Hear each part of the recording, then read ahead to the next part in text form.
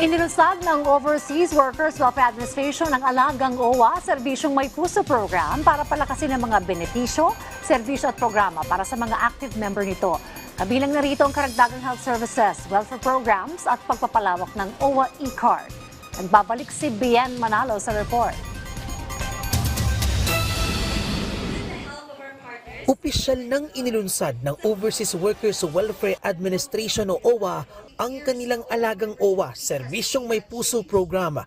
Layo nitong mas palakasin ang kanilang mga benepisyo, serbisyo at programa para sa mga active members nito.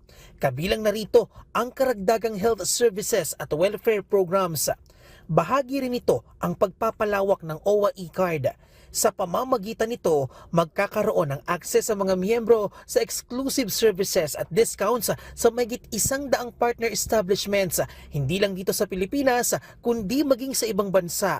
Target naman ng OWA na palawakin pa ang international partner network nito.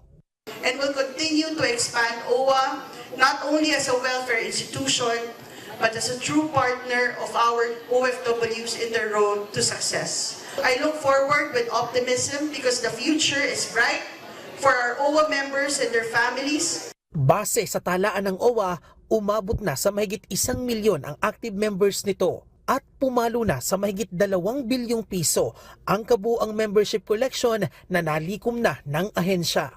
Bien Manalo para sa Pambansang TV sa Bagong Pilipinas.